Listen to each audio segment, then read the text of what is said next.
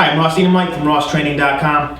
What I'm going to do in this video is demonstrate a variation to a wrist roller, one that you can hang almost anywhere, including inside of a doorway pull-up bar. Now, the original idea is not my own, but what I've done is made a few modifications, and in doing so I've come across what I believe to be some useful construction tips if you do wish to build something like this. And before I discuss how to build this and how it works, let me first backtrack and discuss some of the more conventional wrist rollers, and then you can decide for yourself if this is something that you'd like to build.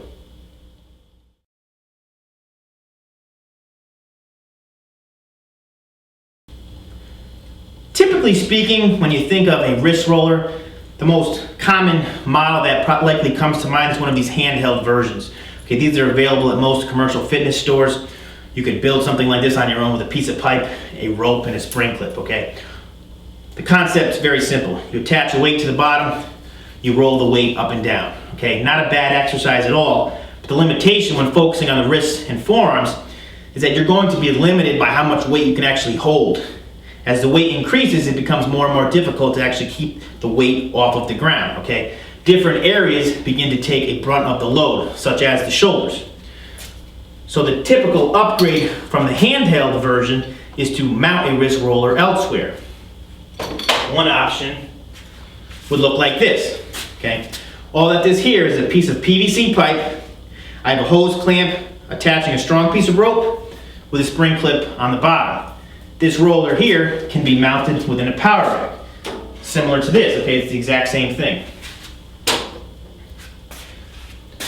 So with this piece of equipment here, I'm never limited by how much weight I can actually hold. The rack takes care of that for me.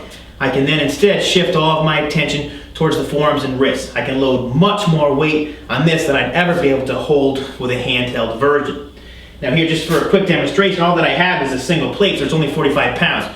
45 pounds on this is very light, okay? You're gonna be surprised at how quickly you can progress in terms of weight. 45 pounds on a handheld roller is likely gonna be difficult, okay? You're gonna be trying to hold it up in the air as you're trying to roll it up and down. So you can see here,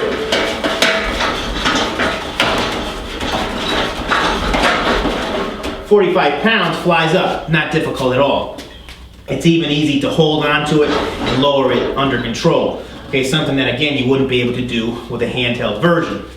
So if you do have a power rack, this is something worth consideration. It's only going to cost a few dollars to build, take a few minutes of your time.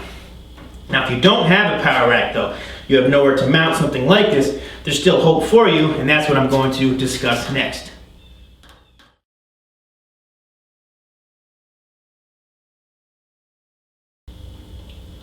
Okay, so if you don't have a rack to mount a roller, you can work with a roller that is mounted from a pair of suspension training straps, okay? Now this idea, as I mentioned before, it's not my original idea. Someone had emailed me another video where an individual had a very creative idea to suspend a wrist roller inside a pair of gymnastic rings. He had a longer pipe, okay, and the roller sat inside and you could roll the weight up and down. So someone had emailed me that video and asked the question, is it possible to take that idea and condense it so it could possibly fit inside of a doorway? So without having tried it, I wasn't sure how to respond, so I went out and built one myself just to see how it would work, okay? And this is what I've come up with. Let me just take it down first, explain what it is and how it works, okay? This is a 24-inch piece of pipe, which you can see, barely see probably underneath the PVC. Okay, so this is iron galvanized pipe. On top of the iron galvanized pipe, what I do is I cut a piece of PVC to around 16.5 inches, which you can see here, okay? That's about as short as you can go, okay? What you need to consider when you make something like this is you're gonna need to allow room first for your hands, okay? Then you're also going to need to allow room for the rope to wrap itself around the roller, okay? You can see as I start to wind this up, if this was any shorter, I would run the risk of running out of space. Okay, I don't want the rope to begin imposing on my hand space. Okay, for example, wrapping around my thumb here. So you need to cut this again to probably around 16.5 inches. Now, because I'm working with a shorter piece, I also wanted to put stops on each side. Okay, now the original video that I had mentioned, it was a long piece of pipe, so there really wasn't any risk of the roller falling off of the straps. Okay, but when you're working with something shorter, you can see that if these were not on the ends and I hooked this up, there would be a chance that if I bumped this, the roller would go crashing to the ground, okay? But because I have these stops on the end, you can see here, if I hit it to the side, there's no risk of this thing falling, okay? Even if you hit it hard. And there's no way you'd be able to do that if there wasn't some type of stop on each end. Okay, so what I've done to create these stops, I cut a small strip of this pool noodle. Pool noodle, all this is, it's a flotation toy that kids will use in the pool or at the beach. They cost a few dollars at stores like Walmart or Kmart. You can actually use this to build some other equipment, which I'll discuss in another video, but I had this on hand already, okay, so I just cut off a few inches and put a small strip on each side. So I glued it down, okay, then I wrapped it in duct tape. So it does a couple things for me. One, it obviously keeps it in place on my hooks, but two, say I'm inside of a doorway and I bump this thing, okay, I have no risk now of the end of a pipe smashing into a door jamb, okay, this is all nice soft cushion surface. Now, in terms of how I set up the spring clip, okay, this is something that you might want to consider. You might initially, if you're going to build something like this, be inclined to center your hose clamp right in the middle here of your PVC. Okay, but what I did was, rather than do that, I centered, the center point for me is the actual rope that wraps itself around the roller. Let me just demonstrate that for you. As I roll this up, okay, you can see now my left hand fits here, my right hand fits here. Okay, so that the rope that's wrapped itself is actually the central point.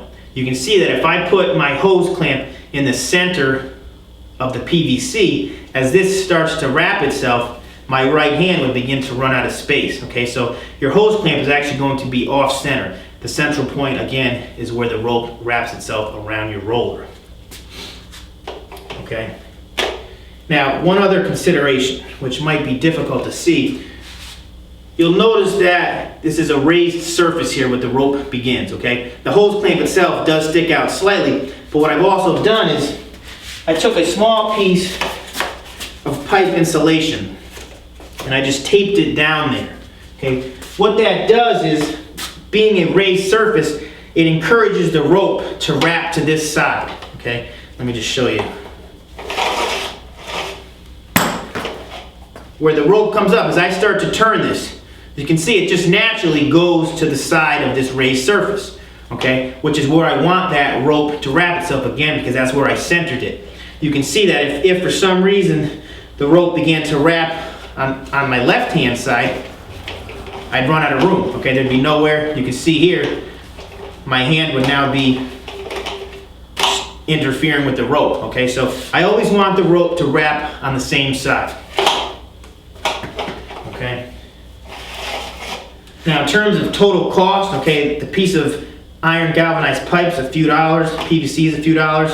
Then all you need is a small piece of rope, a spring clip. You don't even need a pool noodle for the side, okay? You could probably get creative. You could even probably wrap this in duct tape, okay? There's different ways that you could beef up the ends, okay? The pool noodle did come in handy though, again, as it does give me a cushion surface in case I do bump this into a door jamb. So this is something that will easily fit inside of a gym bag. I can pack this thing anywhere. Now, in terms of actually using it, okay, I've actually found, which I wasn't, I didn't know what to expect, but this is actually more difficult to use than the power rack mounted version, okay? When I'm dealing with the power rack, I can get a little bit more momentum rather into the roller, okay? I can lean my body on, I can push down on it, and you can see it doesn't go anywhere. If I start to lean onto this, you can see it's just gonna move on, okay? I'm not going to get any momentum advantage, okay? I can't lean my weight into this and start to move it because all it's going to do is move with me.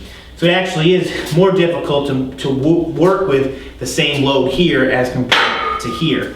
Okay, so if you're looking for an inexpensive option that could be used anywhere, this is certainly something to consider. Now these straps here, these cam buckle tie downs, these are the exact straps that I demonstrated previously when I made the suspension trainer tutorial. So you can see again how versatile they are. All that I've done is taken off the handles, which you can see here. Okay, these are the handles that I use on the suspension trainer. So I just take them off to expose the open hook, and the hook comes in handy, okay? So again, if you're looking for an inexpensive option, this is something to consider. If you have any questions about this, feel free to shoot me an email, ross@rosstraining.com.